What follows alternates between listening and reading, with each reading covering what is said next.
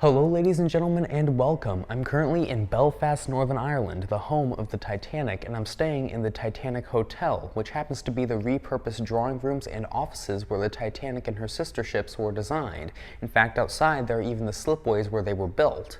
And in today's video, I'm going to be walking you through all of the most important offices and rooms within this hotel, starting with the telegraph office. See you there. And welcome, ladies and gentlemen, to the telegraph office. This room would have been where the first messages would have been received that the Titanic had sunk.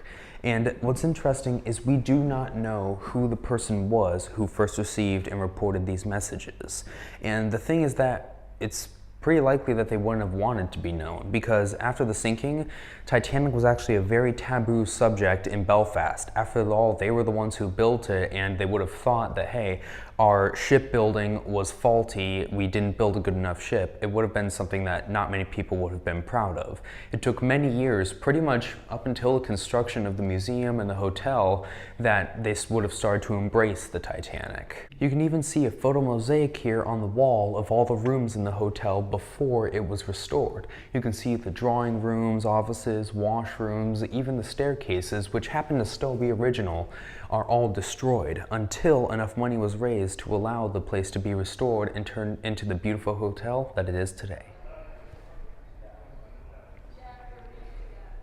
Now, the thing in this hotel I'm sure you all are going to be the most excited to see is the office of Thomas Andrews, who, as you all know, was the chief designer of the Olympic and the Titanic.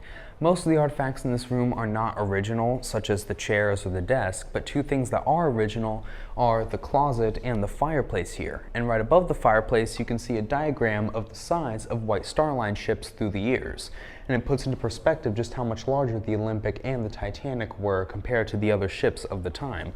Also on the walls, you will see photographs of the Titanic, the buildings surrounding, and over here, you will see a painting of Thomas Andrews, and right here, a photograph of him. And another cool thing within this office are, in the drawers of this desk, you will see, for lack of a better term, the Titanic's receipt. Just paperwork saying that we are about to deliver the Titanic to the White Star Line in Southampton.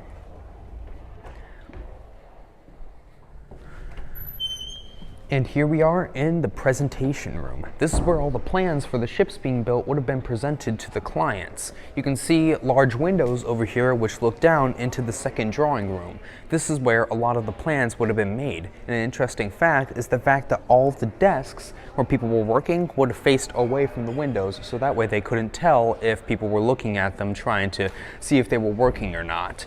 And if you actually do see someone who's in there, you're pretty much fired at that point. You can also see over here a large model of the Titanic. You can also see different paintings of other White Star Line ships. But some of the most important paintings are the paintings of Lord Harland and his wife. He is the Harland in Harland and Wolff. And now welcome everyone to Lord Pirrie's office. Now, sort of like with Thomas Andrews' office, a lot of what's in this room is not original, such as the wall paneling or the doors, because those would have been installed in the 1920s. However, what's interesting about this room is this is where a lot of very important decisions about the Titanic and her sister ships would have been made, such as, for example, the number of lifeboats being just enough to go over the regulations. Also, what's interesting is that Lord Pirrie was supposed to be a part of the guarantee group aboard the Titanic, which included Thomas Andrews. Lord Pirrie was originally supposed to have Thomas Andrews' place, but he canceled for business reasons and Thomas Andrews took his place. Now come on guys, this is where it gets really exciting. Welcome to drawing office number 1. This is where the majority of the plans for the Olympic class ships would have been made. You can even see on the wall over here, there are artifacts such as the tools that they would have used and some parts of the original building before it was restored. But it serves some other purposes. You can see on the roof here that there are floral designs. This is reminiscent of Belfast time in the linen business before Harland and Wolff came along and turned them into the shipping business.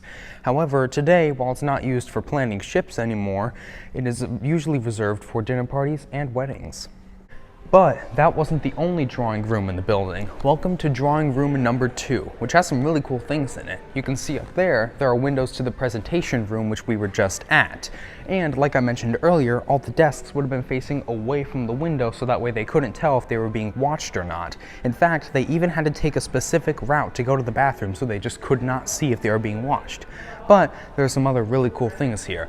And right above the bar, you can see there are diagrams of different ships that would have been built here. But on the other side, there are 2 things that tie into the Titanic extremely well. You can see here, there's a clock that came from the RMS Carpathia, which was removed just a little bit before the ship sank. And right below the bar, this is insane. Right here are tiles that you might recognize as being the same design as the tiles that were in the swimming pool of the Olympic and the Titanic. And these exact ones were going to be used on the Britannic for its swimming pool, but as we all know, it got converted into a hospital ship for World War I and it was never used.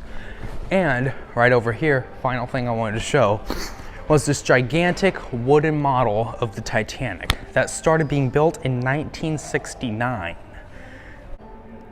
Let's take a closer look at this model. As you can tell, it's made pretty much entirely out of wood. While some of the proportions might not be 100% correct, it's still a really cool model. It was donated to the hotel to mark its opening in 2017. As you can tell, it's not 100% accurate on a lot of the things here, but it's still an incredibly nice model, and it's over 12 feet long.